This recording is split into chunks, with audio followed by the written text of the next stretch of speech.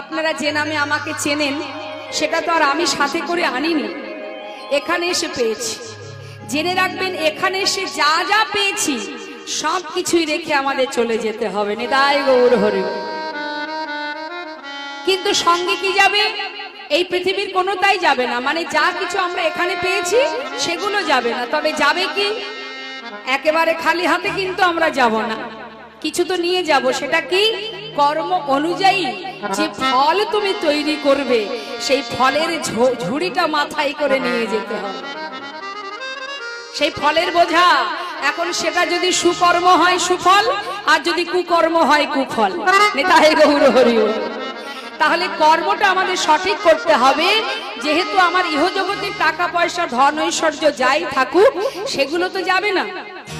আপনার কাছ থেকে আমি ছিনিয়ে নিয়ে আমি যদি লাখপতি কোটিপতি হই, আমি কিছুদিনের জন্য সুখ পেলাম, কিন্তু যে কর্মটা আমি করলাম এই কর্মের ফলটা কিন্তু ভালো হবে না। আর তার জন্য তোমাকে তৈরি থাকতে হবে, কারণ এর পরবর্তী যে যন্ত্রণাটা সেটা তো তোমাকেই ভোগ করতে হবে। কি তাই তোমার? হ্যাঁ, শাস্ত্রে বললেন মারামারি হানাহানি কাটাকাটি, এটা আমার ওটা আমার সেটা আমার। আমরা অনেক সময় গর্ব করে বলি, কি বলি? আমার 10টা বাড়ি আছে, বলি না বাবা?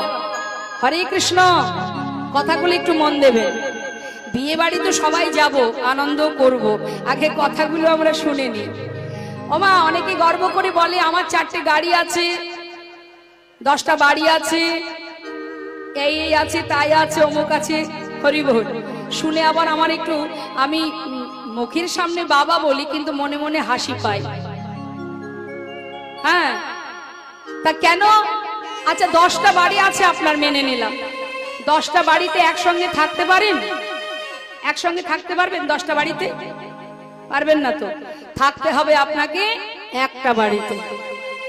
একটা বাড়ির পুরো জায়গা জুড়ে আপনি থাকেন। মনে করুন 4 কাঠা জায়গা জুড়ে আপনার বাড়ি। সেই বাড়ি, পুরোটা বাড়ি কি আপনি একাই থাকতে পারবেন? না থাকেন? সেই পুরো বাড়িটা ঘিরে তো আর আপনি থাকেন না। তাহলে কি বলি আমরা? এটা আমার বড় ছেলের ঘর, এটা আমার ছোট ছেলের ঘর, এটা ঠাকুর ঘর, এটা রান্নাঘর, থাকি আমি, এটা হলো আমার ঘর। তার মানে 15 বাই 20 স্কয়ার ফুট ছোট্ট একটি ঘর, তাই তো? 15 বাই 20 স্কয়ার, ভালো কথা। তাহলে 10টা বাড়ি আছে আমার, থাকি আমি 15 বাই 20 স্কয়ার একটি ছোট্ট জায়গা, তার মধ্যে। হরে কৃষ্ণ। তাহলে এই যে জায়গাটা, পুরো জায়গাটা জুড়েই কি আপনি থাকেন? থাকেন না। সেই ঘরের মধ্যে, মানে সেই রুমের মধ্যে একটা 6-7 মাপের একটি পালঙ্ক আছে, সেই পালঙ্কে আপনি থাকেন। ভালো কথা। তাও থাকা হবে না। পালঙ্কের এক পাশে আপনি ঘুমান, এক কোণে, হ্যাঁ, এক ধারে। এখন যদি আমি বলি যে তোমার এই এত বড় পালঙ্কটা তোমার, তুমি মাঝখানে ঘুমাও, বলে হবে না। আর এক ভাগ আছে, এখানেও ভাগ আছে। সে কর্তাই হোক আর গিন্নি হোক, কেউ না কেউ তো পাশে এসে ঘুমাবে। পাশে যদি আবার বাচ্চা থাকে, তার মানে কি 10টা বাড়ি আমার, থাকি আমি 3.5 হাতে জায়গা। তাই গৌর হরি বল। শুধু দম্ভ, এই দম্ভেই আমাদের সব শেষ হয়ে গেল। এত দম্ভ কিসের? জেনে রাখো, কিছুই তুমি নিয়ে যেতে পারবে না, সবই তোমায় রেখে যেতে হবে। যেদিন তোমার ভিতরে দম্ভ আসবে, অহংকার আসবে, লোভ আসবে, চাওয়া পাওয়া লালসা আসবে, সেই মুহূর্ত থেকেই ভগবান যেমন দিতেও জানেন আবার কেড়েও নিতে জানেন। আজ যে রাজা, কাল সে ভিখারি। তার প্রমাণ রাজা হরিশ্চন্দ্র। নেতাই গৌর হরি। সর্বস্ব কেড়ে নিয়েছিল মা, অবশেষে কাশী ধামে ওই কালুডোমের কাছে নিজেকে বিক্রি করে দিতে হয়েছিল। শ্মশানে মরা পোড়ানো কাজ করত অযোধ্যার রাজা সম্রাট হরিশ্চন্দ্র। তাহলে বাবা, আমরা যে এত অহংকার করি মা, এ জগতে কোনোটাই আমার নয়। তবে আমার কি আছে? যদি কেউ গৌর ধনে ধনী হতে পারো, যদি গৌরহরিকে ভালোবাসতে পারো, যদি তার যুগল চরণকে নিজের সম্পদ মনে করতে পারো, শ্রী গৌরাঙ্গের দুটি পদ যার ধন সম্পদ, সেই জানে ভক্তি রসসা। অত সহজ নয়। সংসার জীবনে মায়ার বালিশ মাথায় দিয়ে মোহ ঘুমে ঘুমিয়ে আছি আমরা, আর সর্বদাই 1 থেকে 2 কলম আমরা যদি শাস্ত্র অধ্যয়ন করি, একটু যদি কয়েক পৃষ্ঠা শাস্ত্র অধ্যয়ন করে থাকি, পড়ে থাকি, আমরা মনে করি আমি বড় পণ্ডিত। একটু যদি ভগবানের সেবা দিয়ে থাকি, ভাবি আমি ভক্ত। একটু যদি পূজা দিয়ে থাকি, মনে করি আমি বড় ভক্ত। একটু মালা জপ করলে মনে মনে ভাবি আমি বড় ভক্ত। অত সহজ নয় ভক্ত হওয়া। যোগী মুনি ঋষি সাধনা করে যার চরণ কৃপা লাভ করতে পারছে না, আর তুমি মায়ার বালিশ মাথায় দিয়ে মনের সুখে ঘুমাচ্ছ, আর তুমি কি করে ভাবলে যে তুমি ভক্ত হতে পেরেছো? সর্বদাই হৃদয় থেকে যদি হিংসাকে দূর না করি, সর্বদাই লোভ লালসা কামনা বাসনা নিয়ে যদি আমরা দিন কাটাই, তাহলে আমরা কি তার ভক্ত হতে পেরেছি মনে হয়? অত সহজ নয়। বৈষ্ণব হতে বড় মনে ছিল সাধ, ওই ত্রিনাদপি শ্লোকের সামনে আমি পড়ে গেলাম না। বৃক্ষের ন্যায় সহিষ্ণুতা রাখো, যাকে কেউ মান দেয় না তুমি তাকে মান দাও। সর্বদাই ভগবত চিন্তা করো, আর তৃণের থেকেও নত হতে হবে, যেগুলো আমাদের দ্বারা হয় না। আমরা নত হতে জানি না। কেউ কিছু বললো তো তাকে 10 কথা শোনানো, যত সময় না শোনাবো তত সময় আমাদের শান্তি হয় না। তাহলে কি করে হবে? দীনতা রাখো, দীনতা না থাকলে হবে না। ত্যাগের সৃষ্টি করো, ত্যাগের সৃষ্টি না হওয়া পর্যন্ত, যত সময় তোমার ভিতরে ত্যাগের জন্ম না হবে, তত সময় তুমি ভক্তি অর্জন করতে পারবে। আগে ত্যাগের জন্ম দিতে হবে। দেখুন মা, আমরা মনে করি আমরা ভগবানকে ভালোবাসি। ভাবুন, একবার চিন্তা করুন, আমাদের জীবনে কোনো কষ্ট এলে আমরা কিন্তু ভগবানকে ডাকি না, ভগবানকে ভালোবাসি না। অনেক বাড়িতে আছে, বলে না ওকে ডাকবো না, কীর্তন শুনতে যাবি, বলে না কীর্তন শুনে কি হবে, আমার জীবনে যা কষ্ট দিয়েছে আমি জীবনে কোনোদিন ওই নাম শুনতে যাব না। কেন না? কষ্ট পেয়েছি, তাই কোনোদিন আর আমি কীর্তন শুনতে যাব না, ভগবানের সেবা দেব না, কোনোদিন আমি আর ওকে সেবা দেব না। তাহলে মা, আমরা শুধু আমাদের কষ্টটা অনুভব করি। একবার ভেবে দেখুন, এই মহাপ্রভু মা বিষ্ণুপ্রিয়াকে বিবাহ করবার পর মাত্র 2 বছর ছিলেন। 2 বছর যখন মা বিষ্ণুপ্রিয়ার গৌরহরির সঙ্গে বিবাহ হয়, তখন মা বিষ্ণুপ্রিয়ার বয়স মাত্র 13 বছর। মহাপ্রভু বিবাহ করবার 2 বছর ছিলেন প্রিয়ার সঙ্গে। 15 বছর বয়সে মহাপ্রভু সন্ন্যাসী হয়ে চলে যান। বৃন্দাবনে শ্রীমতী রাধারানী, গোবিন্দ যখন মথুরায় চলে যান, মা প্রেমময়ী রাধারানী কখনো দেবর্ষী নারদ, কখনো বৃন্দাদূতী তাদেরকে বলতো, তোরা যা একবার গিয়ে মথুরায় দেখে আয় আমার বধূ কেমন আছে। তার মানে কি, রাধারানী খবর পেত সে কেমন আছে, কোথায় আছে, কিভাবে আছে।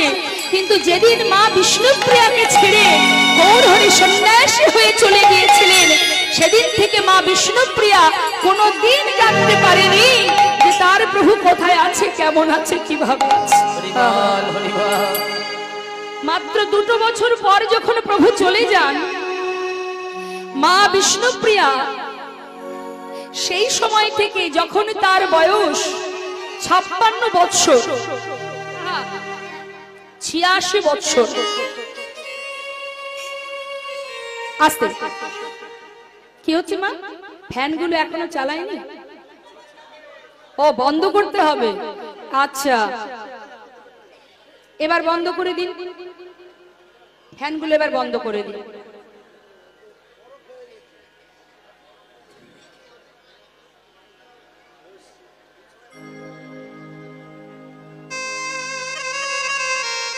জয় রাধে। তা বাবা, মা বিষ্ণুপ্রিয়া বেঁচে ছিলেন মাত্র 81 বৎসর। 81 বছর তিনি নিজের বদনটা আর কোনোদিন বাইরে কাউকে দেখায়নি। 15 বছর বাদ দিন 13 বছরে বিয়ে হয়েছে প্রভুর। বিবাহের 2 বছর ছিল মা বিষ্ণুপ্রিয়ার সঙ্গে, তারপরে প্রভু চলে যান। সেই 15 বছর পরে আর যে কদিন তিনি বেঁচে ছিলেন, মা বিষ্ণুপ্রিয়া 4 দেওয়ালের মধ্যে নিজেকে বেঁধে রেখেছিলেন। কেন জানেন বাবা? যখন কিনা মহাপ্রভু সন্ন্যাসী হয়ে চলে যান, পথের মাঝখান থেকে নিতাই চাঁদ তাকে ধরে এনেছিল শান্তিপুরে।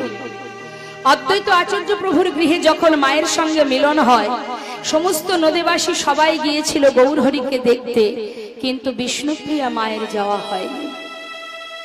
কেন যাওয়া হয়নি? তিনি হলেন সহধর্মিণী, তার মুখ দেখলে ধর্মের পথে বিঘ্ন ঘটে যাবে, তাই মা বিষ্ণুপ্রিয়া যেতে পারেনি। যার গৌরহরি, যার প্রভু, তারই ভাগ্যে জোটেনি মা। তথাপিও সেই মা বিষ্ণুপ্রিয়া ওই ঘরের মধ্যে 4 দেওয়ালের মধ্যে নিজেকে এমন ভাবে আবদ্ধ করে রেখেছিল, যে মুখ, যে বদন আমার প্রভু দেখতে চাই না, সেই বদন আমি সমাজে আর কাউকে দেখাবো না। একবার চিন্তা করুন, 4 দেওয়ালের মধ্যে বাধা থেকে মুখে শুধু গৌর গৌর গৌর গৌর গৌর নাম জপ করত, আর সেই নাম জপ করত, একবার করে উচ্চারণ করত, আর একটা করে তন্ডুল আলাদা করে রাখত। মানে চাল, দিনের শেষে যতটুকু চাল হতো মা, সেইটুকু কোন রকমে সিদ্ধ করে, লবণ মানে লবণ ছাড়া ওই সিদ্ধ যেটুকু হতো, সেই সিদ্ধ চালটুকু নিজের শাশুড়ি মা সচিমাকে দিতেন। বাড়ির যে ঈশান ছিল, কাজের লোক যাকে বলে আমরা সাধারণ ভাষায়, ঈশান পৌরাণিক ভিত্ত, ঈশানকে দিতেন। তারপরে যতটুকু কোন রকমে নিজে প্রাণটা বাঁচানোর জন্য আহার করতেন। যে ভগবানের সহধর্মিনী, তার জীবনের কত কষ্ট দেখুন। তথাপিও মা বিষ্ণুপ্রিয়া সারা জীবন যতদিন ছিলেন, ততদিন তিনি ঘরের মধ্যে বাধা থেকে নিজের প্রাণটা বাঁচিয়ে রেখেছিলেন, যাতে প্রভুর নামটা আমি গাইতে পারি, যাতে প্রভুর সেবা করতে পারি। কোনদিন প্রভুকে দেখতে পাইনি সে, আর কোনদিন না। কিন্তু অন্যান্য যুগে তথাপিও প্রভু রাম অবতারে, দাপর যুগে মা সীতা, তার জীবনের কষ্ট দেখুন। গেল বনবাসে, তারপরে অগ্নি পরীক্ষা হলো, অবশেষে তাকে পাতালে চলে যেতে হলো, ভগবানের সহধর্মিনী। আর আমরা সর্বদাই ভগবানের কাছে সুখ কামনা করি। ভগবান বলছে, রায় রামানন্দ, এই জগতে সবাই শুধু বলে সুখ দাও, সুখ দাও, সুখে রাখো, ভালো রাখো। সবাই সুখের আশা করি আমরা, সুখেই তো আর জীবন নয় বাবা, সুখী জীবন নয়। যে জন গৌর চরণে 2 ফোঁটা নয়ন বাড়ি বরিশন করে কাঁদতে পারে, গৌর কৃপা যে জন লাভ করতে চায়, যে জন গৌরকে ভালোবাসতে চায়, সেজন কখনো ইহ জগতের সুখ কামনা করে না। আমরা মায়ার জীব, সেই কারণে আমরা বলি, হে ভগবান সুখে রাখো, শান্তিতে রাখো। আজ বৈষ্ণব মহাজন বলছে, গোরা অনুরাগে মোর পরানো কাতরে, নিরবধি ছলো ছলো আখি জল ঝল। গোরা গোরা গোরা বলি কি হইল ব্যাধি, আমার গোরা গোরা গোরা বলি আজ কি হইল ব্যাধি। গোরা গোরা গোরা বলি আমার কি হইল ব্যাধি, আমার গোরা গোরা গোরা বলি কি হইল ব্যাধি। নিরবধি পড়ে মনে গোরা গুণনিধি। নিতাই গৌর হরিবল হরিবল। ওই না নীলম গোরা মনে গোরা গুণনি, নিরবধি পড়ে মনে গোরা গুণনিধি। নিরবধি পড়ে মনে গোরা গুণনিধি। করিব কোথা যাব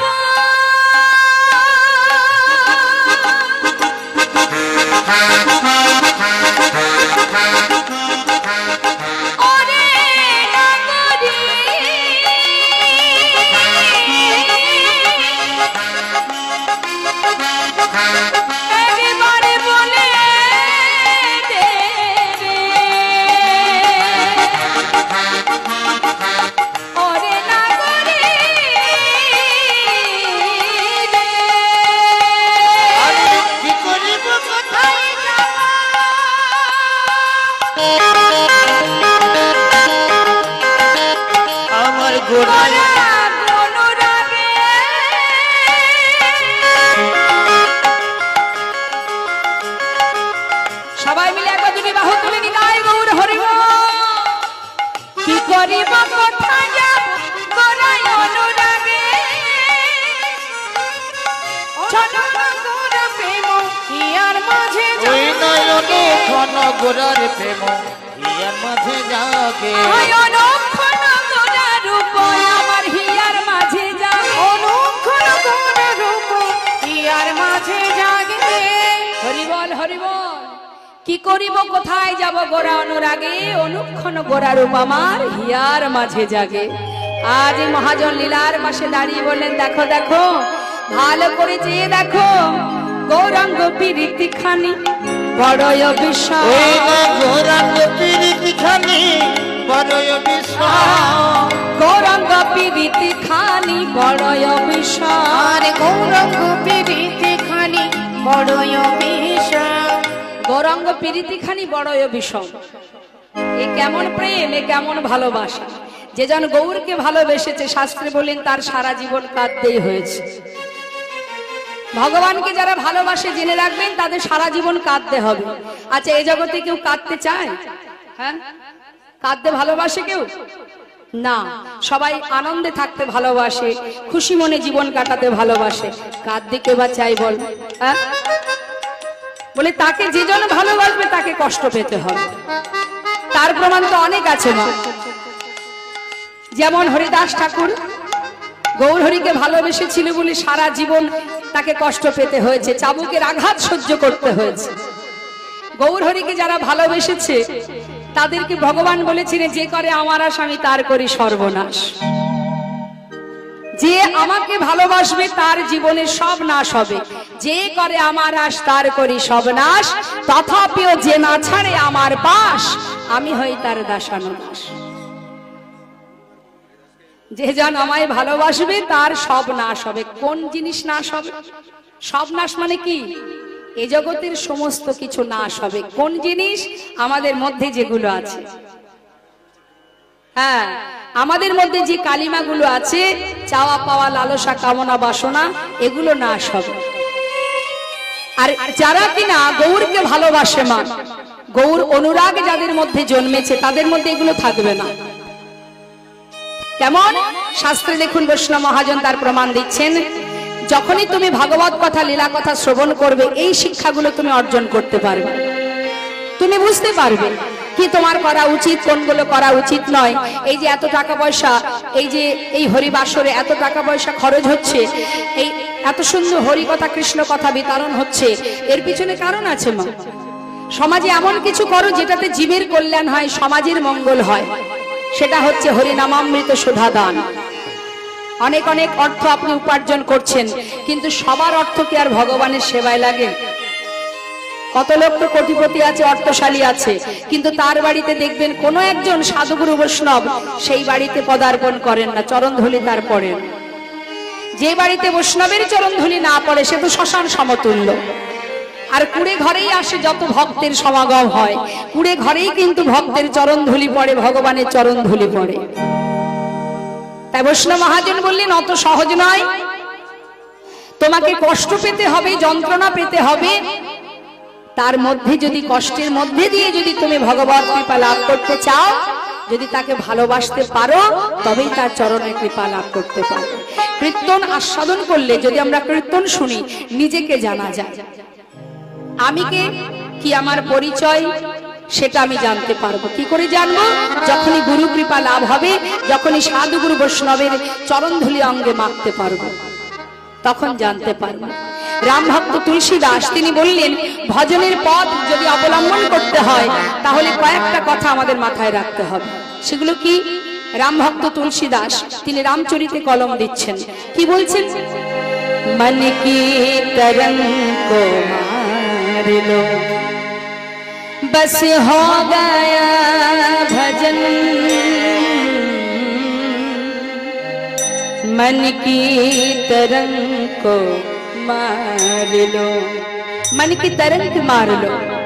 मन की तरंग माने तरंग, अर्थात आमादेर चित्त सर्वदाई चंचल। चंचल चित्तके स्थिर करो। যত অস্থির মন থাকবে কখনো সেই হৃদয়ে ভক্তি পাওয়া যাবে না। স্থির হলে, অস্থির নয় স্থির, যখনই তুমি স্থির হতে পারবে, তোমার চিত্তকে স্থির করতে পারবে, তখনই তুমি ভজনের পথ খুঁজে পাবে। आदत बुरी सुधार लो, बस हो गया भजन। आदत बुरी सुधार लो, মনের মধ্যে যত আছে কালিমা, বুড়ি মানে খারাপ, বলছে যত আমাদের মনের মধ্যে খারাপ চিন্তা ভাবনাগুলো আছে সেগুলোকে দূর করে দাও, সুধার লো মানে শুধরে নাও, তাহলে কি হবে? আদত বুরি সুধার লো, বাস হো গয়া ভজন।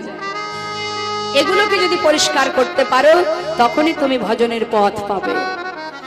আয়ে হো তুম কাহাं से और जाओगे कहां, इतना दिल विचार लो, बस हो गया भजन।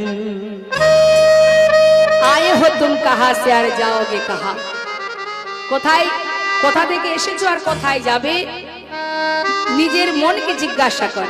ইতনা দিল বিচার লো মানে মন, দিল মানে মন, মনের কাছে সুধার লো, জিজ্ঞাসা করো যে আমি কে, আমার আশা কোথা থেকে, যাওয়া কোথায়। যখনই নিজের মনের কাছে জিজ্ঞাসা করবে সেটাই তোমার ভজনের পথ। নেতাই গৌর হরি বল, হরি বল।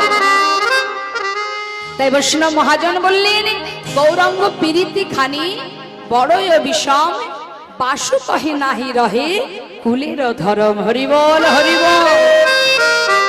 গৌরাঙ্গ প্রীতি খানি বড়ই বিষম, পাশু কহে নাহি রহে কুলের ধরম। পাশু কহে নাহি রহে কুলের ধরম। মহাজন বাসুদেব ঘোষের সুন্দর পদাবলী দিয়ে আমরা ছোট করে একটু গৌর কথা শ্রবণ করলাম। এবার আমরা চলে যাব আমাদের লীলা কথায়। আসুন আমরা লীলা কথায় যেহেতু যাব, একবার নিতাই গৌরের জয়ধ্বনি সবাই মিলে করব। জয় নিতাই, জয় গৌর, জয় রাধেশ্বর। তা একবার আমরা নবদ্বীপে, বলুন তো দেখি মা, নবদ্বীপে গৌর হরি কৃপা পেতে গেলে কার চরণ আশ্রয় করতে হয়? নিতাই চাঁদ। হ্যাঁ, তো একবার সবাই মিলে আমরা আশ্রয় তত্ত্ব নিতাই চাঁদ আর আমাদের বিষয় গৌর সুন্দরের নাম জপ করব, তারপরে লীলায় প্রবেশ করব। হনিতা দুহাত তুলে, হনিতা গৌর বলে শোনায় পা তুলে দা। হনিতা গৌর বলে এসো লাই পাল তুলে দা। হরিতা গৌর বলে নাই পাল তুলে দাও। হরিতা আগুর বলে এসে নাই পার ভুলে দাও। দেখো তোরে কোথা যা প্রজলা নদিয়া, ওই না দেখো তোরি কোথায় যায় অজনা নদিয়া।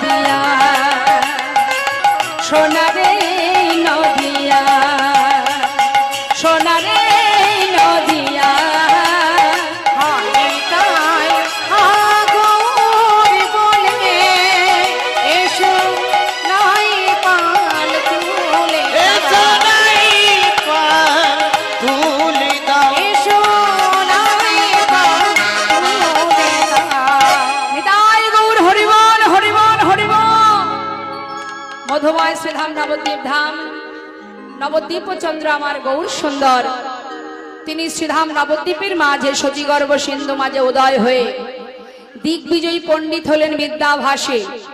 তারপর আমার গৌর হরির প্রতিনিয়ত শ্রীবাসের ঘরে তিনি সমস্ত ভক্তগণকে সঙ্গে করে নিয়ে প্রতিনিয়ত তিনি নর্তন কীর্তন করেন। প্রতিদিনের ন্যায় মা আজও আমার গৌর সুন্দর সুন্দরভাবে ভক্তগণকে নিয়ে শ্রীবাসের ঘরে হরিনাম গাইছে। আচ্ছা, আপনারা তো বলতেই পারেন যে গৌর হরি তিনি নবদ্বীপের মাঝে শ্রীবাসের ঘরে হরিনাম করে। আমরা যখনই কীর্তন শুনি তখনই আমরা শুনতে পাই যে শ্রীবাসের ঘরে হরিনাম করছে। আর কোনো ঘর কি ছিল না নবদ্বীপে? কি শ্রীবাসের ঘরে গৌর সুন্দর ভক্তগণকে সাথে করে নিয়ে মনের আনন্দে নাম গাইছে বটে মা ভক্তগণকে নিয়ে। তো আমরাও দেখবো প্রভু যখন হরিনাম গাইছেন ভক্ত সাথে, বৈষ্ণব মহাজন লীলার পাশে দাঁড়িয়ে বলছে দেখো দেখো শ্রীবাসের ঘরে কেন হরিনাম করছে জানো?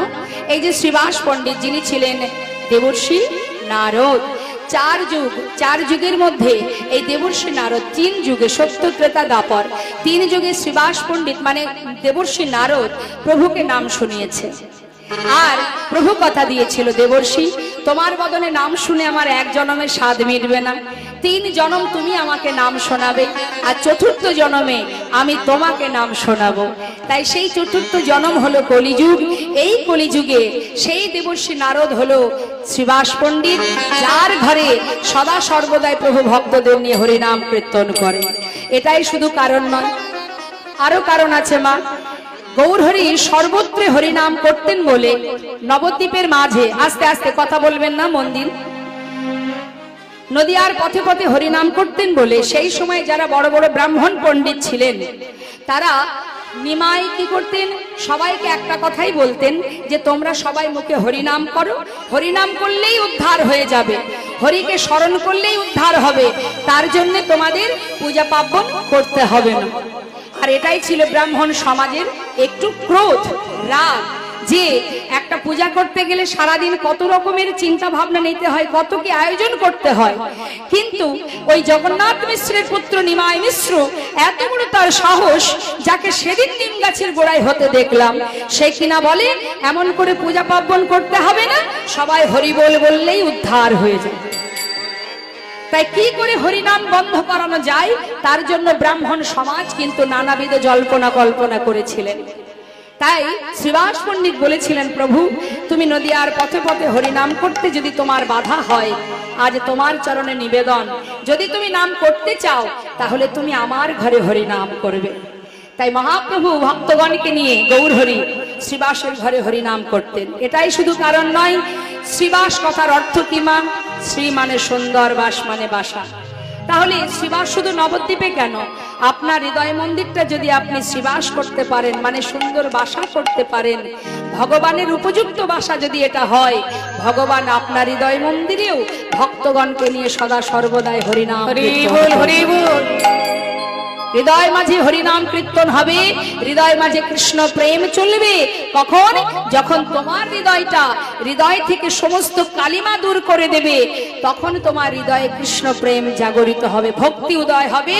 আর যখনই ভক্তির উদয় হবে, সেই ভক্তির আসনে ভগবান বসবেন এবং সেইখানে হরিনাম কীর্তন হবে। তাহলে শ্রীবাস তুমিও হতে পারো, আর একজনও হতে পারে। কেমন? আজ আমার প্রভু ভক্তগণকে নিয়ে শ্রীবাসের ঘরে হরিনাম করছেন বটে, কিন্তু মা প্রভাত হতে না হতেই গৌর সুন্দর সারাদিনের ন্যায় কীর্তন করবে, ভক্তগণকে সাথে করে নিয়ে সারা রাত কীর্তন করে ভোর হতে না হতে, প্রভাত হতে না হতে মায়ের হাত থেকে একটুখানি তৈল নিয়ে মস্তকে দিয়ে তিনি গিয়েছিলেন গঙ্গায় স্নান করতে। নিদায় গৌর হরি বল হরি। সুরধ্বনি গঙ্গায় স্নান করছে যখন, তখন ব্রহ্ম মুহূর্ত। ব্রহ্ম মুহূর্তটা কখন? আহা না না, ব্রহ্ম মুহূর্ত নয়। হ্যাঁ, ব্রহ্ম মুহূর্ত মানে তখন মনে করুন একটু একটু অন্ধকার আছে, একটু একটু দিনের আলো দেখা যাচ্ছে, সূর্য উদয় হয়নি, উদয় হবে ঠিক সেই সময়টা। এখন গৌরহরি গঙ্গায় গিয়ে স্নান করছেন কেমন করে, তার নিজের দেহ কমলটা জলের নিচে রেখেছেন আর বদন কমলটা জলের উপরে। আর এদিকে কি হলো, মালঞ্চপাড়া নিবাসী সনাতন মিশ্রের কন্যা বিষ্ণুপ্রিয়া, তিনি তার ছোটবেলা থেকে একটি আদেশ ছিল তার পিতার, মা তুমি নিজে হাতে গঙ্গা থেকে জল আনবে, সেই জলে দিয়েই আমার ঘরে বিষ্ণু সেবা হবে। ছোট্ট কন্যা প্রতিদিন মাকে সঙ্গে করে নিয়ে ওই সুরধনী গঙ্গায় গিয়ে জল নিয়ে আসতেন পিতার জন্য, কারণ সনাতন মিশ্র সেই জল দিয়ে বিষ্ণু পূজা করতেন। দেখতে দেখতে কন্যা বড় হলো, এবার কন্যা একা একাই যায় জল নিয়ে আসতেন। তাই গৌর হরি বল। মা বিষ্ণুপ্রিয়া কক্ষে কলসী নিয়ে এক পা দুপা করে সেই ব্রহ্ম মুহূর্তে গিয়েছে সুরধনী গঙ্গায়। গঙ্গায় গিয়ে মা সেখান থেকে জল নিয়ে এসে কলসি করে জল আনতে গিয়ে জল নিয়ে ঘরে ফিরেছে। ঘরে ফিরে সোজা একটা চাপা বৃক্ষের নিচে বসে, কোড়ায় বসে এক দৃষ্টিতে কয়েকটি চাপা ফুল তুলে তার উপরে তার অঙ্গের যত অলংকার আছে, গহনা আছে, সবকিছু সেই ফুলের উপরে রেখে এক দৃষ্টিতে সেই দিকে তাকিয়ে আছে। অঙ্গের বসন ভেজা। হঠাৎ কন্যার এহেন অবস্থা দেখে তার মা মহামায়া তিনি ছুটে গেলেন। ছুটে গিয়ে বলছে, প্রিয়া, এই প্রিয়া, কি ব্যাপার রে তোর? এইভাবে ভিজা বসনে বসে আছিস? কিরে মা, কথা বলছিস না কেন? সারা গায়ে এই ভিজা বসন, যা বসনটা খোল, খুলে শুকনো বসন পর। আহা, প্রিয়া কোনো উত্তর দিচ্ছে না। কোনো উত্তর যখন পাচ্ছে না, মহামায়া দেবী মনে মনে ভাবছি হলো কি মেয়ের, মেয়ে তো কোনো কথাই বলছে না, কি হলো? ছুটে গেলেন তার স্বামীর কাছে। তার কাছে গিয়ে সনাতন মিশ্রকে বললেন, একবার দেখবে, দেখো না মেয়েটার কি অবস্থা, ও কেন কোনো কথা বলছে না? প্রতিদিন তো জল নিয়ে আসে, কিন্তু আজ জল আনার পর সেই ভিজা বসনে ওই গাছতলাতে বসে আছে। একবার যাও তো দেখি কি হলো মেয়েটার, একবার শুনে এসো তো। দেরি না করে সনাতন মিশ্র গিয়ে ডাকছে, মা, হ্যারি মা, কি হয়েছে তোর? আমি তোর পিতা, এমন করে বসে আছিস ভিজা বসনে, কি হয়েছে আমায় বল, বল না মা, কি হয়েছে তোর? তুই কোনো কথা বলছিস না কেন? আমাকে একবার খুলে বল। কোনো কথাই বলছে না বিষ্ণুপ্রিয়া। মহামায়া দেবী চিন্তিত, সনাতন মিশ্র চিন্তিত, কি হলো মেয়েটা? কোনোদিন তো এমন ভাবে আমি দেখিনি, আজ কি হলো? চিন্তায় পড়ে গেল। সনাতন মিশ্র ঘরে এসে বলে, দেখো মহামায়া, আমার মনে হয় এমনও কোনো কথা আছে যে কথা নিজের মা বাবাকে বলা যায় না। অনেক সময় নিজের যদি কোনো প্রিয় বন্ধু বান্ধব থাকে, তার কাছেও অনেক সময় সে কথা বলা যায়। জানি না আমাদের মেয়ে, সে কেন তার কথা আমাদের বলতে পারছে না, কি জানি বাবা। আবার কোনো রকম কোনো বিপদ ঘটে গেল, কোনো সমস্যা হলো, কিছুই তো বুঝতে পারছি না। এক কাজ করো দেখি, আমাদের প্রিয়ার যে প্রিয় বান্ধবীটা আছে তাকে একবার ডেকে নিয়ে এসো তো। পাঠিয়ে দিল যাদবকে। যাদবকে না সনাতন মিশ্রের পুত্র, তার নাম যাদব মিশ্র। যাদবকে বলছে, যাদব, যা তো বাবা, একবার গিয়ে ওই কাঞ্চনাকে ডেকে নিয়ে আয় দেখি। সঙ্গে সঙ্গে কাঞ্চনাকে খবর দিল। কাঞ্চনা ছিলেন ভক্তিমতী, বুদ্ধিমতী। কাঞ্চনা এসে যখন শুনলেন যে তার মেয়ে সে নাকি ভিজা বসনে চাপা বৃক্ষের নিচে বসে বসে এক দৃষ্টিতে তাকিয়ে আছে, যাও কাঞ্চনা, তুই একবার গিয়ে দেখ আমাদের মেয়েটার কি হলো। কাঞ্চনা সখী দেরি না করে এবার তাড়াতাড়ি করে সেই চাপা গাছের কাছে গেলেন। গিয়ে দেখছে কি বিষ্ণুপ্রিয়া এক দৃষ্টিতে সেই চাপা ফুলের দিকে তাকিয়ে আছে। হরিবল হরিবল। তাই না দেখে কাঞ্চনা সখী দেখছি সর্বনাশ, এ তো এক দৃষ্টিতে তাকিয়ে আছে, নড়াচড়াও করছে না, কি হলো?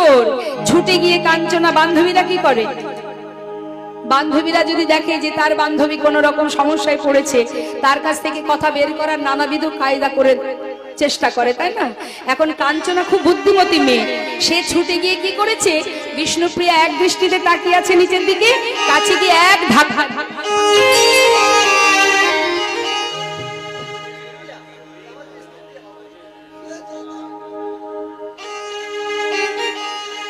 কি রে, কি হয়েছে তোর?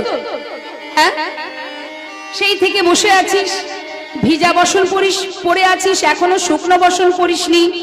তোকে দেখে তোর মা চিন্তিত, তোর বাবা চিন্তিত, আর আমরা সবাই চিন্তিত। এইভাবে মুখটা বন্ধ করে, মুখটা হাড়ি করে বসে আছিস। আরে বল না বাবা, কি হয়েছে? হ্যাঁ, জিজ্ঞাসা করছে। মহাজন বলছে, দেখো দেখো, যেন মরমে মরিয়া আছে, যেন মরমে মরিয়া আছে, যেন মরমে মরিয়া আছে, মরমে মরিয়া আছে।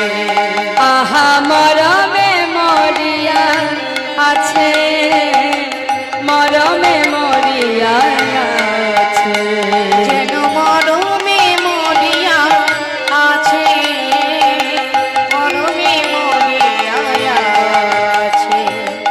কি হয়েছে, কি হয়েছে, কি হয়েছে, একা একা বসে আছে। কি হয়েছে, কি হয়েছে, কি হয়েছে, আমাদের বিষ্ণু প্রিয়া, কি হয়েছে, আমাদের বিষ্ণু প্রিয়ার কি হয়েছে, একা একা বসে আছে, কি হয়েছে, একা একা বসে আছে। কি হয়েছে, মরমে মরিয়া আছে গো। মরমে মরিয়া আছে। তুমি মরমে মরিয়া আছে, যেন মরমে মরিয়া আছে। সনাতন তনয়া আমাদের বিষ্ণু প্রিয়া, ওই না সনাতন তনয়া,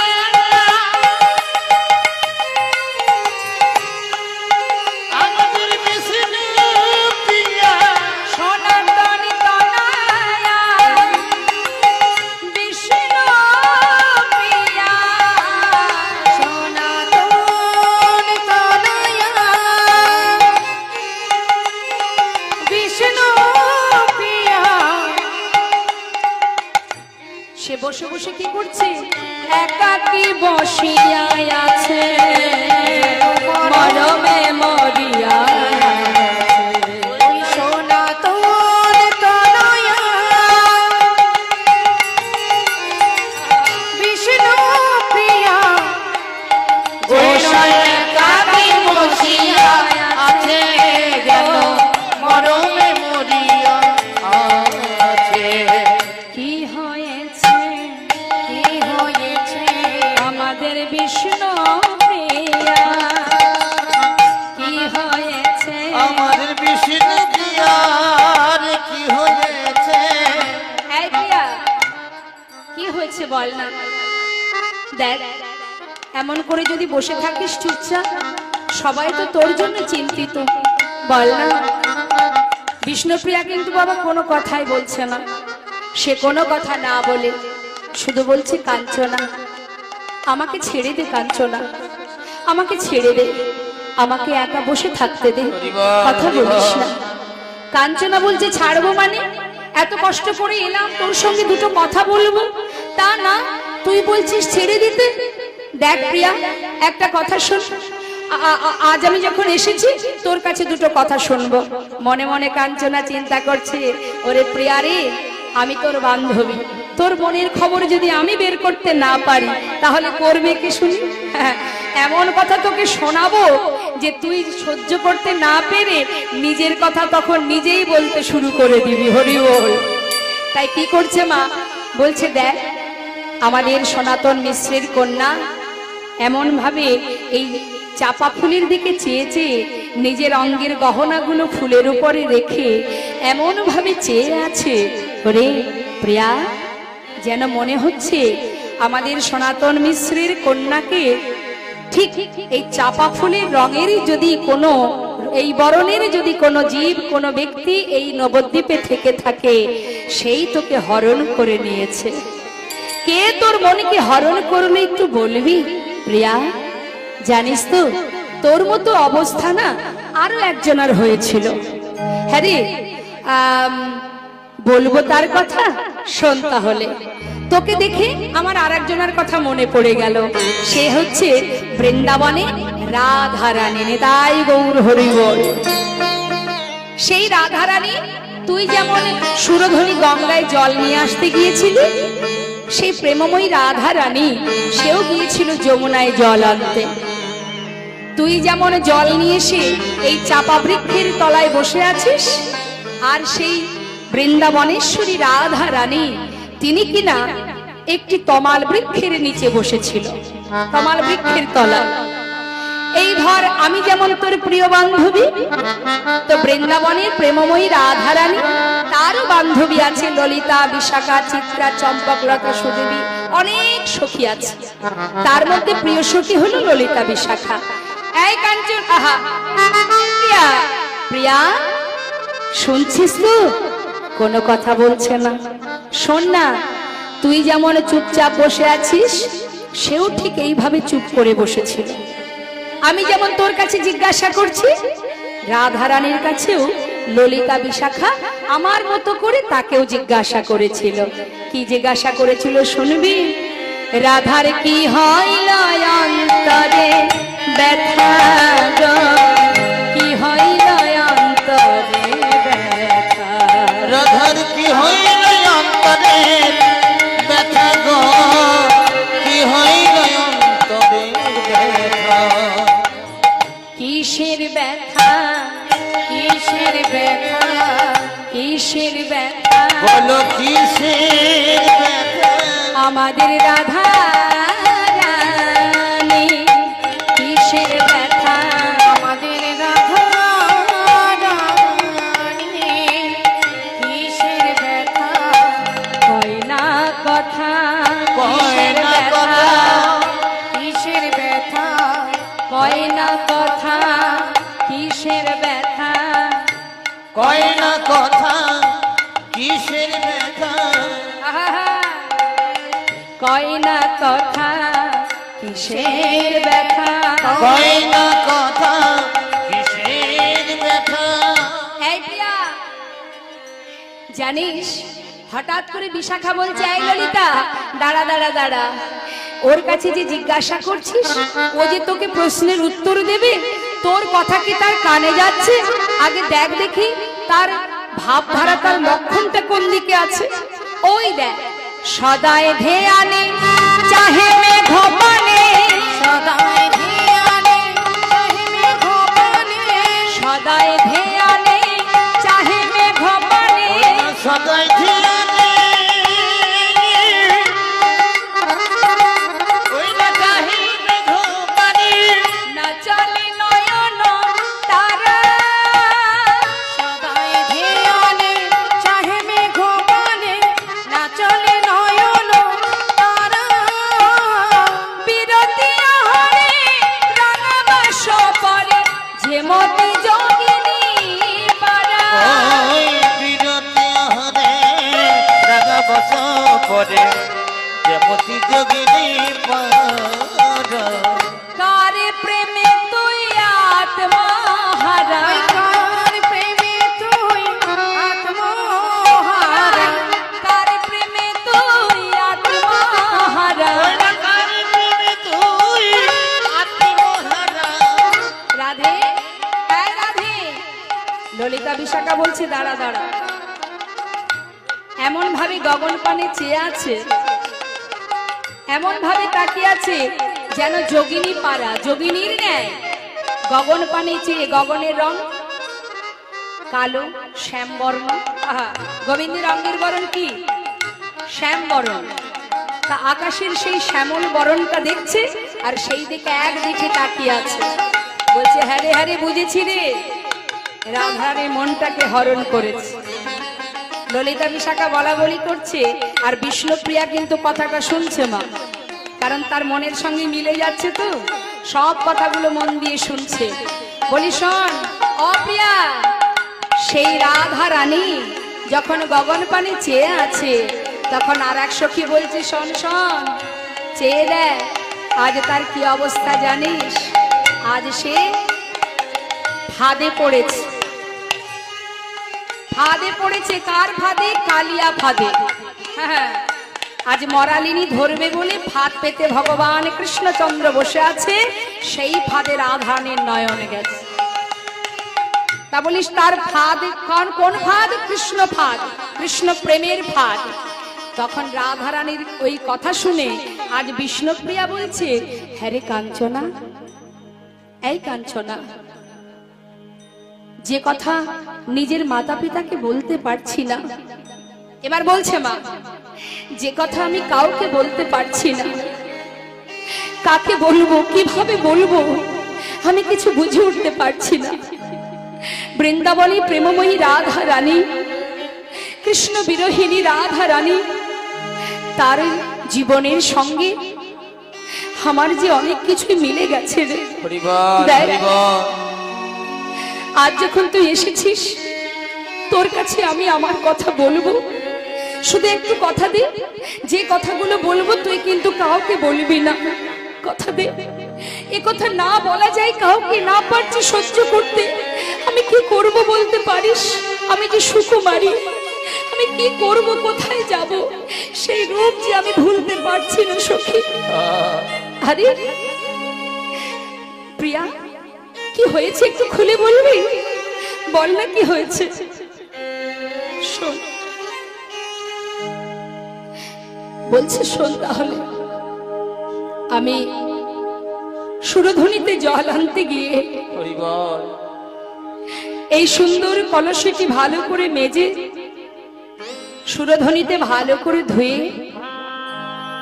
এক পা দুপা করে ব্রহ্ম মুহূর্ত সবেমাত্র সূর্যের একটু একটু কিরণ ওই গঙ্গার জলে, এদিকে জলের উপরে তরঙ্গের ঢেউ, তার উপরে যখন সূর্যের কিরণ পড়েছে, জলের উপরে ঝলমল ঝলমল করছে।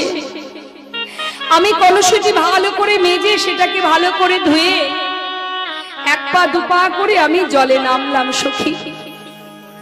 জলে নেমে হঠাৎ আমার চোখে কি পড়লো জানিস? কি পড়লো শুনবি?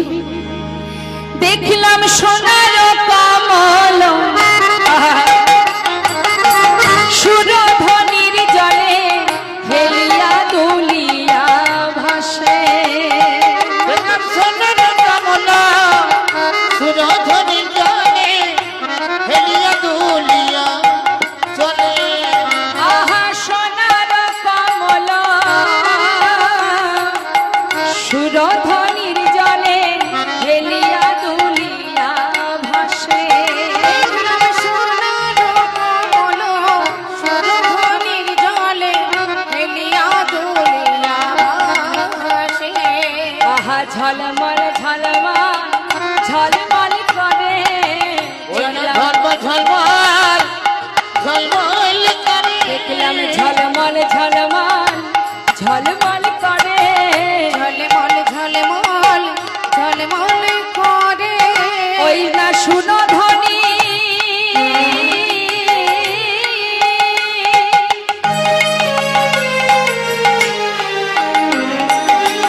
আহা অমতরঙ্গের তলে ঝলমল ঝলমল ঝলমল করে।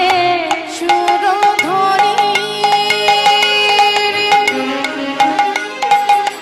তরঙ্গের তালে ঝলমল ঝলমল ঝলমল করে।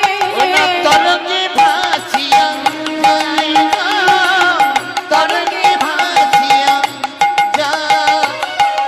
ওরে কাঞ্চনা রে, আমি জীবনে কোনোদিন দেখি নাই সোনার কমলে জলে ভাসে। কাঞ্চনা বলছে সে কি রে? হ্যাঁ রে ও প্রিয়া, জীবনে কোনোদিন শুনিনি যে সোনার কমল জলে ভাসে। কি গো মা, আপনারা দেখেছেন নাকি? আমরা কত রকমের কমল দেখেছি, গোলাপ রং হতে পারে, সাদা হতে পারে, আবার দেখা যায় নীল নীল পদ্মও আমরা দেখেছি, কিন্তু সোনার পদ্ম কি আবার হয় নাকি রে? আরে সোনার পদ্ম সে জলে ভাসবে কেন? সে তো ডুবে যাবে রে। না রে কাঞ্চনা, আমি দেখেছি সোনার একটি কমল, একে সূর্যের কিরণ পড়েছে, তাতে তরঙ্গের ছলে এমন ভাবে ঝলমল করছে। আমি সুকুমারী, আমি সনাতন মিশ্রের কন্যা, জীবনে আশা তৈরি হলো আমার, বড় আশা জাগলো। এত সুন্দর কমল তো কোনোদিন আমি দেখিনি। আজ যখন এই ব্রহ্ম মুহূর্তে একটু একটু অন্ধকার, কেউ নেই পাশে, তথাপিও নিজে প্রতিজ্ঞা করলাম, আজ যখন আমি সোনার কমল দেখেছি, এই সোনার কমল আমি ধরবো, তারপর আমি ঘরে ফিরবো। তারপর ধরেছিস প্রিয়া, তুই তো ভাগ্যবতী রে, সোনার কমল চোখে দেখেছিস, তাকে ধরেছিস। ওরে, এমন ভাগ্যবতী কয়জন হতে পারে? নিশ্চয়ই তুই ফুলটা বাড়িতে এনেছিস। একবার তোর কাছে আমি মিনতি করি, একবার এনে দেখা, একটি বার দেখবো কেমন দেখতে, তার কয়টি পাপড়ি, একবার এনে দেখা প্রিয়া, একবার এনে দেখা। কাঞ্চনা, ধরবো বলে মনে বড় আশা করলাম, প্রতিজ্ঞাও করলাম যে ওই কমল আমি ধরবই। দেরি না করে, আমি সাঁতার দিতে জানি না, তথাপিও প্রতিজ্ঞা করেছি, প্রাণ যদি যায় তো তথাপিও সই, কিন্তু যত সময় প্রাণ থাকবে দেহে আমি ওই কমল ধরবই ধরবো। এই ভেবে ওই ব্রহ্ম মুহূর্তে এক পা দু পা করে আমি জলের ভিতরে এগিয়ে যেতে থাকলাম। তারপর কি হলো জানিস প্রিয়া কাঞ্চনা? এক পা দু পা করে যখন আমি এগিয়ে যাচ্ছি, সঙ্গে সঙ্গে আমার অঙ্গের পরশে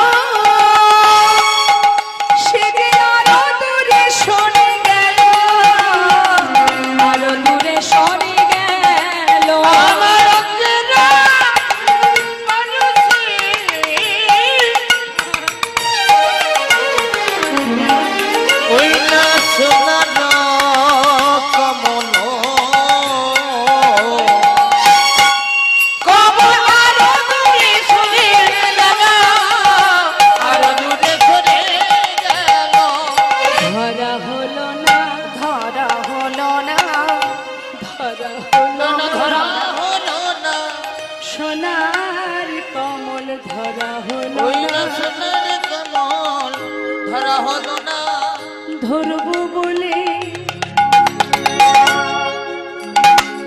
গেলাম বটে, ওই সোনার কমল ধরা হলো না।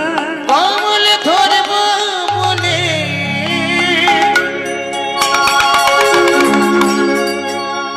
আমি গেলাম মনে, সোনার কমল ধরা হলো না। জানিস কাঞ্চনা, আমার অঙ্গের পরশ পাওয়া মাত্রই সেই কমলটা আরো দূরে চলে গেল। আমি মনে মনে ভাবলাম, না না, সে যত দূরেই যাক না কেন, হয় প্রতিজ্ঞা থাকবে আর না হয় প্রাণ থাকবে। আমি যখন ধরবো ভেবেছি, আমি তাকে ধরবই, কিন্তু এইভাবে নয়। আমি ওই কমলের ওপরে যদি ঝাঁপিয়ে পড়ি, তাও তো আর দূরে সরতে পারবে না। একটু একটু করে জলের ভিতরে এগিয়ে যেতে যেতে আমার নাসিকা অবধি জল, আর একটু হলেই হয়তো আর প্রাণ বাঁচবে না।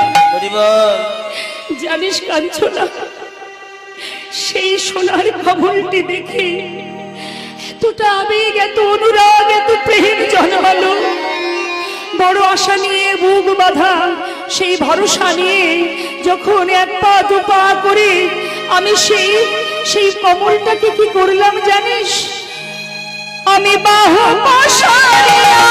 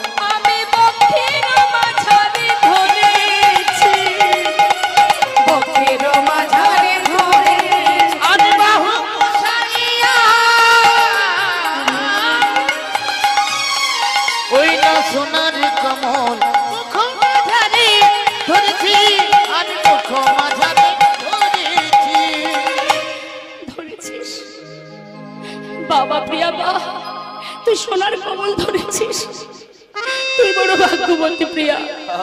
তোর মতো এমন ভাগ্য কয়জনের হতে পারে প্রিয়া। আজ আমার খুব আনন্দ হচ্ছে, বিশ্বাস কর। একটিবার এনে দেখা কাঞ্চনা। আমি তাকে ধরেছিলাম, সেই সোনার কমলটা যখন আমি ধরেছি মনে বড় আনন্দ, এত আনন্দ নিজেকে স্থির রাখতে পারছি না। আনন্দে বিভোর হয়ে সবকিছু জ্ঞান শূন্য হয়ে গেছে আমার। সোনার কমলটা ধরা মাত্রই কি বলবো কাঞ্চনা, জানিস সোনার কমলটা জড়িয়ে ধরা মাত্রই আমার হাত দুটো যখন আমি জলের নিচে গেল, আমার হাতে ঠিকলো দুটো পা। পা তুই পা ধরেছিস? বুঝেছি, গঙ্গার ঘাটে গঙ্গার জলে কত সব দেহ কত মরা ভেসে যায়। আমার মনে হয় তুই ভুল কিছু দেখেছিস, কারণ ঘুম চোখে কলসি নিয়ে জল আনতে গিয়েছিলি, একটু একটু অন্ধকার ছিল, ঠিক করে বুঝতে পারিসনি কি দেখতে কি দেখেছিস। আরে পদ্ম ফুল যদি হবে তাহলে পা আসবে কোথা থেকে? তাহলে কোনো মরা টরা হয়তো তুই ধরেছিস না রে প্রিয়া। আহা কাঞ্চনা, আমি কি দেখলাম জানিস? হঠাৎ তাকে জড়িয়ে ধরা মাত্রই আমি নয়নটি মেললাম। নয়ন মেলে কি দেখলাম জানিস? কি দেখেছিস? কি দেখলাম জানিস কাঞ্চনা? সোনার কমলা নহে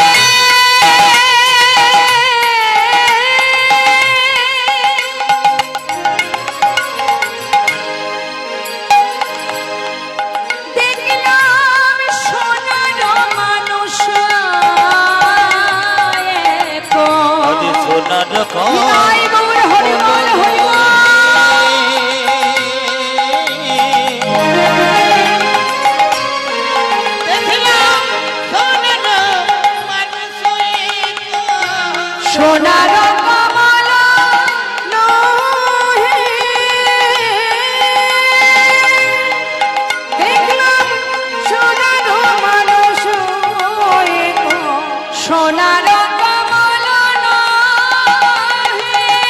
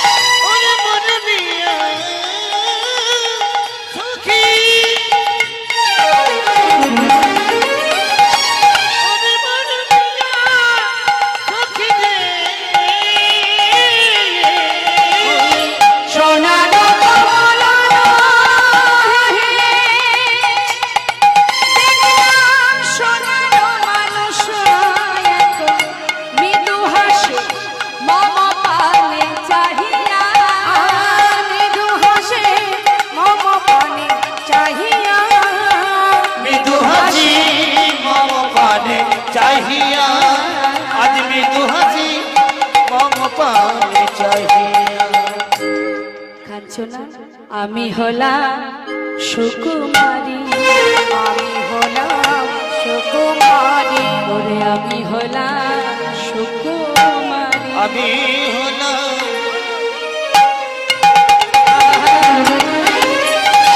সুখময়, আমি হলাম সুকুমারী, তারে ধরতে নারী ছাড়িতেও নারী, আমি হলাম সুকুমারী, ধরতে নারী ছাড়তে নারী, আমি হলাম সুকুমারী, তারে ধরতে নারী মানে ধরতে পারছি না, আবার তাকে ছাড়তে মন চাইছে না। বল বল আমি কি বা করি, আমি হলাম সুকুমারী, বলা বলা আমি আমি হলাম সুকুমারী, বলনায় আমি কিবা করি, আমি হলাম সুকুমারী, বলনায় আমি কিবা করি, আমি হলাম সুকুমারী। কাঞ্চনা। সেই সোনার মানুষটাকে দেখা মাত্রই আমি কি করব নিজে ঠিক করতে পারছিলাম না। হঠাৎ করে মনে হলো না না, দেখতে দেখতে সূর্যের উদয় হচ্ছে, চারিদিকে একটু একটু করে আলোয় প্রকাশ হচ্ছে, কেউ যদি দেখতে পায় আমার কলঙ্ক হবে। তাড়াতাড়ি করে আমি লজ্জায় আমি হাতটা ছেড়ে দিলাম, ছেড়ে দিয়ে জল থেকে উঠে কলসি করে জল নিয়ে যখন আমি এক পা দু পা করে যাই, যত সময় দেখা যায় এক দৃষ্টিতে তার দিকে চেয়ে আছি, আমি চোখ ফেরাতে পারছি না। কাঞ্চনা, কাঞ্চনা রে, সেখান থেকে ঘরে আসার পর আর যে কিছুই ভালো লাগছে না। আমি কি করলাম, আমি কি করব? আমি না পারছি তার কথা কাউকে বলতে, না পারছি নিজে সহ্য করতে। আমার কি করা উচিত কাঞ্চনা, একটিবার বলে দে আমি কি করব? দাঁড়া দাঁড়া, এতক্ষণে বুঝলাম যে তোর মনটা কোন দিকে গেছে, কে তোর মনকে হরণ করেছে। হ্যাঁ রে, সব না হয় মানলাম, যাকে দেখে তার আজ তোর এই অবস্থা, যার প্রতি তোর মন প্রাণ সর্বস্ব হরণ হয়ে গেছে, যার চরণে নিজেকে সঁপে দিয়েছিস, তাকে আগে কখনো দেখেছিস না? তাকে কি চিনিস কাঞ্চনা? আমি কি করে চিনবো বল? আমি তো কিছু চিনি না, জানি না, কোথাও তো যাই না। আচ্ছা দাঁড়া দাঁড়া, তার নাম জানিস না? হ্যাঁ রে, চিনিস না, নাম জানিস না, তাহলে তাকে কি করে পাবো বল? কাঞ্চনা, আমি জানি না, কি করবি তুই জানিস। আজ আমি বিপদে পড়েছি, তুই তো আমার প্রিয় বান্ধবী, প্রিয় সখী, বল না, বল না কাঞ্চনা, আমি কি করব, কি করে তাকে পাবো? সারা জীবনের মতো আমি নিজের করে তাকে পেতে চাই কাঞ্চনা। আরে প্রিয়া, এমন ভাবে তোর মনটাকে হরণ করলো যে তাকে চিনবো কি করে? তাকে তো জানি না, কি করে তাকে খুঁজে বের করব? আচ্ছা তুই নাম জানিস না, ঠিক আছে, দেখতে কেমন একটু বলতে পারবি? তার দেখতে সর্ব অঙ্গ যেন সোনার বরণ, আজানো লম্বিত ভুজ, মস্তকে চাচুর চিকুর কেশ। দাঁড়া দাঁড়া দাঁড়া, আর বলতে হবে না, এবার বুঝে নিয়েছি। হাঁটুর নিচে হাত, আজানো লম্বিত ভুজ, চাচুর চিকুর কেশ। বলি ও প্রিয়া, তুই যাকে ভালোবেসেছিস, যাকে দেখে তোর সর্বস্ব দিয়েছিস, যাকে পাবার জন্য তুই পাগল হয়েছিস, তুই তো ভাগ্যবতী রে, তুই যে ভাগ্যবতী। প্রিয়া, তুই যার কথা বলছিস সে আর কেউ নয় রে, এই নবদ্বীপের মস্ত বড় পণ্ডিত নিমাই মিশ্র। নিতাই গৌর হরি বল, হরি বল। জগন্নাথ মিশ্রের পুত্র নিমাই মিশ্র। হ্যাঁ রে, যোগী যারে যোগে পাই না, মুনি যারে ধ্যানে পাই না, সেই যোগাতীত, সেই ধ্যানাতীত, সেই গৌর সুন্দর আজ তোর কাছে সে ধরা দিয়েছে। ওরে প্রিয়া, তুই তো ভাগ্যবতী রে, সে নিজেই তোকে ধরা দিয়েছে, তাকে তো তুই চিরতরে পেয়ে গেছিস। এখন যদি তাকে সারা জন্মের মতো পেতে চাস, তাহলে আমি তোর বান্ধবী, আমি তোর প্রিয় সখী, আমি তোকে একটা বুদ্ধি দিতে পারি, আমি পথ দেখাতে পারবো, কিন্তু যেতে তো তোমাকে হবে প্রিয়া। বলে কি করতে হবে কাঞ্চনা, বলে দে, আমি কি করব। শোন, প্রতিদিন যে ঘাটে তুই জল নিয়ে আসতে যাস, সেই ঘাটের পাশের ঘাটে যাকে তুই নিজে বক্ষ মাঝে জড়িয়ে ধরেছিলি, তারই গর্ভধারিণী মাতা, সেই নিমাইকে যে জন্ম দিয়েছে, সেই জননী মা সচী মাতা, তিনি আসেন পাশের ঘাটে স্নান করতে। তাই যদি তুমি পারো, তুমি সেই মায়ের চরণে গিয়ে একবার প্রণাম করে এসো। যদি তুমি মায়ের আশীর্বাদ পাও, তাহলে তোমার মনে মনে যে স্বপ্ন, সে কিন্তু পূর্ণ হয়ে যাবে। দেরি না করে সারা রাত ধরে ওমাস্তে রাত সেই মা বিষ্ণুপ্রিয়া মনে মনে গৌর নাম জপ করতে শুরু করলেন। হ্যাঁ, বলছেন এ সারা রাত ধরে তার নাম জপ কর। দেখুন, সারা রাত গৌর নাম জপ করতে করতে সকাল হতে না হতে, মানে ভোর হতে না হতে, বিষ্ণুপ্রিয়া জল নিয়ে আসতে গিয়ে, মা ছোড়ো ধ্বনিতে জল আনতে গিয়ে, ওই যে কাঞ্চনা সখী বলে দিয়েছিল যে পাশের ঘাটে সচিমা স্নান করতে আসেন, তাড়াতাড়ি করে কি করেছে মা বিষ্ণুপ্রিয়া, তিনি দেরি না করে দূর থেকে দেখছে, যখনই মা সচিমা তিনি এসে গঙ্গায় স্নান করেছে, স্নান করে তীরে উঠে তিনি একটু আহ্নিক করেন। আর সেই সময় বিষ্ণুপ্রিয়া গিয়ে সচিমায়ের চরণে প্রণাম। যেই না প্রণাম করেছে মা সচিমা, আরে আরে আরে আরে, কে তুমি? চেনা নেই জানা নেই, এসে আমার পায়ে এসে পড়লে, পায়ে প্রণাম করলে, কি ব্যাপার? তোমার পরিচয় কি, নাম কি? চিনি না, জানি না, কোন জাতের মেয়ে তুমি, তোমার ঠিকানা কি? করজোড়ে বললেন, মা আমার নাম বিষ্ণুপ্রিয়া। বিষ্ণুপ্রিয়া, বাহ, নামটা তো বেশ সুন্দর। হ্যাঁ, তা তোমার বাবার নাম কি? তোমার ঠিকানা কোথায়? আমি ওই মালঞ্চপাড়া থেকে এসেছি। মালঞ্চপাড়া? পিতার নাম কি? আমার পিতা ওই মালঞ্চপাড়া নিবাসী সনাতন মিশ্র। আমি সেই সনাতন মিশ্রে কন্যা, আমার নাম বিষ্ণুপ্রিয়া। ও দাঁড়াও দাঁড়াও দাঁড়াও দাঁড়াও, বলি ও মা, তুমি ভালো আছো তো? বাবা এত বড় হয়ে গেছো, সেই ছোটবেলায় তোমাকে দেখেছি, বাবা বাবা কত বড় হয়ে গেছো।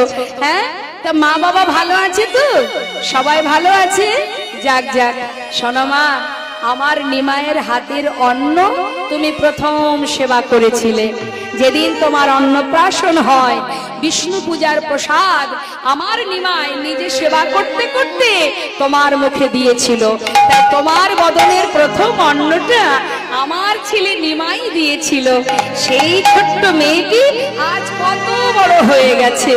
মা বাবা কত সুন্দর দেখতে হয়েছে। তা যাক, তা তুমি আমার কাছে এসে প্রণাম করলে কেন? কি ব্যাপার, হঠাৎ আমার পায়ে প্রণাম? মা, আমি মনে মনে একটা ব্রত নিয়েছি, আর আমি এও শুনেছি গুরুজনের মুখে, ব্রত নিয়ে যদি কোনো গুরুজনকে সামনে পাও, গুরুজনের চরণে প্রণাম করবে, গুরুজনের আশীর্বাদ নেবে, তাহলে তোমার ব্রত পূর্ণ হবে। বাবা বাবা বাবা, খুব ভালো কথা, সুশিক্ষা পেয়েছো মা। তা যাই হোক, যে ব্রত নিয়ে তুমি আমার চরণে প্রণাম করছো, আমি আশীর্বাদ করছি তোমার সেই মনোবাঞ্ছা যেন পূর্ণ হয়, পূর্ণ হয়। মা, আমার মনে মনে একটা বাসনা জন্মেছে, সেটা হলো তুমি, তোমার নাম কি? বিষ্ণুপ্রিয়া। তাই আমি তোমায় আশীর্বাদ করি, তুমি বিষ্ণুর প্রিয়া হও, বিষ্ণুর প্রিয়া হও, বিষ্ণুর প্রিয়া হও। এটা মুখের কথা, বিষ্ণুর প্রিয়া হও। আর মনে মনে ভাবছে, যদি আমার নিমায়ের বউ করে আমি নিয়ে যেতে পারতাম, আমার ঘরের বৌমা করে যদি নিয়ে যেতে পারতাম, দেখি চেষ্টা করে দেখি, যদি একবার কোনো উপায় খুঁজে পাই, আমি এই সনাতনের মেয়ে বিষ্ণুপ্রিয়াকে আমার ঘরের বৌমা করে নিয়ে আসবো। হরিবল হরিবল। এদিকে মায়ের আশীর্বাদ পেয়ে ছুটতে ছুটতে বিষ্ণুপ্রিয়া যাচ্ছে। কাঞ্চনা, কাঞ্চনা, কাঞ্চনা রে, আমি পেয়েছি কাঞ্চনা। জানিস, আজ মা নিজে আমাকে আশীর্বাদ করে বলেছে আমি যেন বিষ্ণুর প্রিয়া হই। জানিস কাঞ্চনা, আমার স্বপ্ন সত্যি হতে চলেছে। হ্যাঁ রে, তুই তার আশীর্বাদ পেয়েছিস যখন আর চিন্তা কিসের। নে, যার জীবনে সারা জীবনের ন্যায় যাকে পেতে চাস, যদি তাকে পেতে চাস, এবার থেকে তার নাম জপ কর, ভজন কর। তার নাম জপ করতে করতে যেদিন তোর জপ পরিপূর্ণ হবে, সেই দিন তুই তাকে কাছে পাবি। নে প্রিয়া, বল মুখে গৌর নাম জপ কর। সবাই মিলে এবার আমরা একসঙ্গে গাইব। গৌর গৌর গৌর গৌর গৌর গৌর গৌর হে গৌর গৌর হরি বল হরি বল।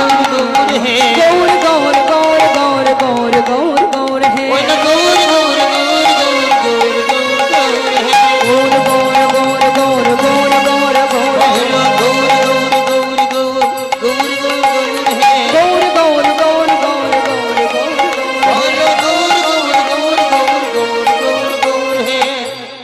স্বামী রূপে পাবে তার নাম জপ করতে রাধারানী আহা শুরু করলেন। মা বিষ্ণুপ্রিয়া জপ করছে গৌর নাম। মহাজন লীলার পাশে দাঁড়িয়ে বললেন, দেখো দেখো, মূর্তময়ী লীলা শক্তি কাঞ্চনা সুন্দরী, মূর্তময়ী লীলা শক্তি কাঞ্চনা সুন্দরী, মূর্তময়ী লীলা শক্তি কাঞ্চনা সুন্দরী, মূর্তময়ী লীলা শক্তি কাঞ্চনা সুন্দরী। প্রিয়াজির অন্যতম বাল্য সহচরী, প্রিয়াজির অন্যতম বাল্য সহচরী, প্রিয়াজির অন্যতম বাল্য সহচরী, প্রিয়াজির অন্যতম বাল্য সহচরী। কৃপা করে কর্ণে দিল গৌর মন্ত্রণা, কৃপা করে কর্ণে দিল গৌর মন্ত্রণা, আহা কৃপা করে কর্ণে দিল গৌর মন্ত্রণা, কৃপা করে কর্ণে দিল গৌর মন্ত্রণা। গৌর মন্ত্র পেয়ে প্রিয়া জপে অবিরাম, গৌর জপে অবিরাম, গৌর মন্ত্র পেয়ে প্রিয়া জপে অবিরাম। গৌর গৌর গৌর গৌর গৌর গৌর গৌর হে গৌর গৌর গৌর গৌর গৌর গৌর হে গৌর গৌর গৌর গৌর গৌর গৌর গৌর গৌর গৌর গৌর গৌর হে। আজ মা বিষ্ণুপ্রিয়া বদনে গৌর নাম জপ করছে, আর এদিকে মা সচিমা ঘরে ফিরেছে। ঘরে ফিরে ঈশানকে ডাকছে, ঈশান, বলি ও ঈশান এদিকে আয়। বলি শোন, একটু তাড়াতাড়ি যা তো ওই কাশীনাথের বাড়িতে, একটু কাশীনাথকে আমার কাছে ডেকে নিয়ে আয়। হরি বল। যেই না বলেছে কাশীনাথ ঘটককে ডেকে নিয়ে আয়, তখনই কিন্তু বাবা ঈশানের বোঝা সারা। ঘটক বাড়িতে ডাকছে মানে নিশ্চয়ই আবার নতুন কিছু ঘটবে বাড়িতে। ও মা, কি হলো রে? বুঝেছি মা, বুঝেছি, আমি বুঝেছি। এই কি বুঝেছিস রে?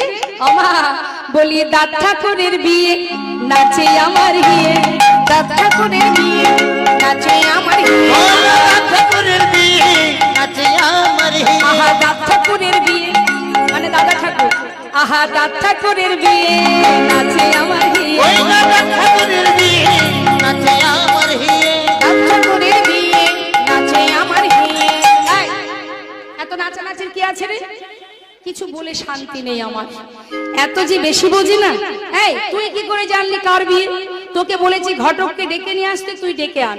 যা, কোনো কথা না বলে সোজা গিয়ে ঈশানকে ডেকে নিয়ে আয়, আমার আহা কাশীনাথকে ডেকে নিয়ে আয়। এখন কাশীনাথ খবর পেয়েছে মা, খবর পেয়ে যেই না এসেছে, মা সচিমা তাকে সসম্মানে ভেতরে নিয়ে গিয়ে বসতে দিলেন। কাশীনাথ ঘটক বসেছে। এবার মা সচিমা কাশীনাথের সঙ্গে নিমায়ের ব্যাপারে আলোচনা করছে।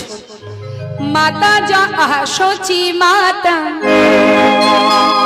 কাশীনাথ ঘটককে বলছে, ও কাশীনাথ, কাশীনাথ একটিবার তোমার কাছে আমার একটা নিবেদন রাখবো। সচি ঠাকুরানী কাশীনাথানী বসাই নিজ গৃহে, সচি ঠাকুরানী কাশীনাথানী বসাই নিজ গৃহে।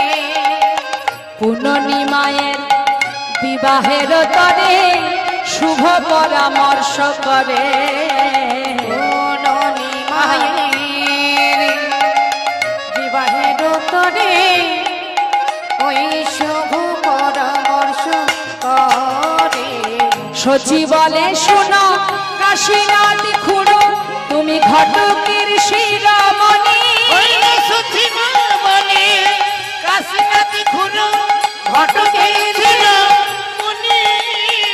আমার নিমায়ে পুনর্বিবাহেতে নববধূ দাওয়ানি। আমার নিমায়ের পুনর্বিবাহেতে নব